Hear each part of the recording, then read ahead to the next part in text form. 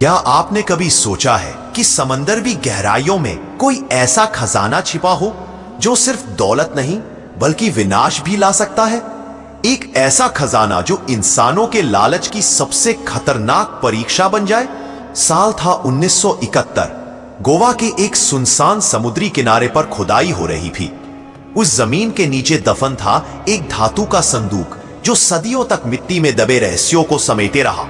जब मजदूरों ने उसे खोला, अंदर मिला एक पुराना नक्शा, खून से सना हुआ, और पुर्तगाली भाषा में कुछ लिखा था, ला संग्रे देल तेसोरो, सोलो से अब्रीरा बाखो ला लूना दे संग्रे, यानी खजाना सिर्फ रक्त चंद्रमा के समय खुलेगा। उस नक्शे को स्थानीय इतिहासकार प्रोफेसर अर्जुन नार्वेकर ने अपने पास रख लिया। वे वर्षों से ऐसे रहस्यों की खोज में लगे थे, पर उन्हें क्या पता था कि यह खोज उनका आखिरी मिशन बन जाएगी। नक्शे के अनुसार अरब सागर में एक द्वीप था, काला सागर द्वीप, जिसे आज कोई नहीं जानता। कहा जाता है कि 300 साल पहले वहां समुद्री डाकू कप्तान लुइस मोरेगा ने अरबों का खजाना छुपाया था। लेकिन अफवाह यह भी थी कि जो भी उस द्वीप के पास गया वापस नहीं लौटा।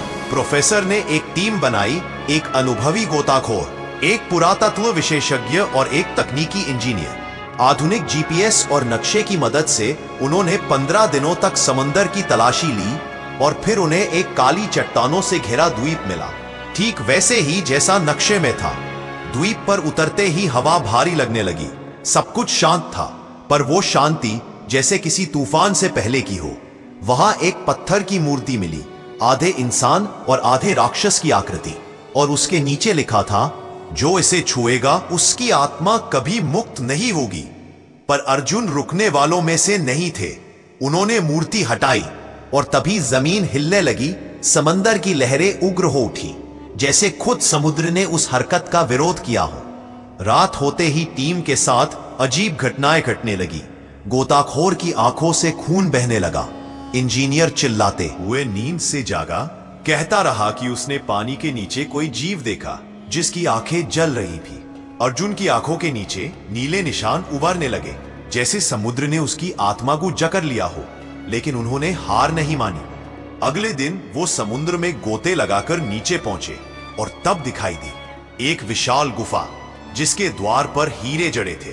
अंदर दाखिल हुए तो आंखें चौंधी आ गई। दीवारों पर सोने की मूर्तियां, बेशकीमती जवाहरात, और बीच में रखा था एक ताबूत जो हल्की नीली रोशनी बिखेर रहा था।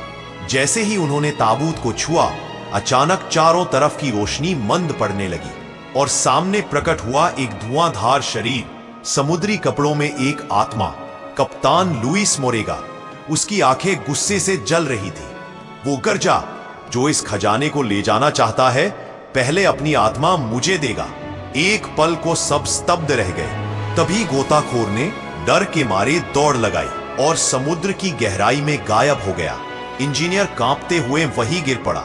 आत्मा ने उस पर झपट्टा मारा और वो चीखते हुए राख बन गया।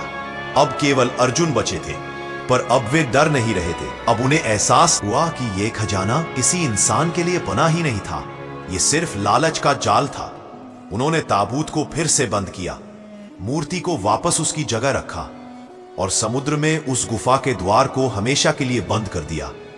उसके बाद अर्जुन कभी नहीं लौटे। कहा जाता है कि वे उसी गुफा में हैं। अब वो उस खजाने के रक्षक बन चुके हैं। हर साल रक्त चंद्रमा की रात समुद्र की लहरें अचानक तेज हो जाती है, शायद वो याद दिलाने के लिए कि कोई अब भी उस खजाने की रक्षा कर रहा है।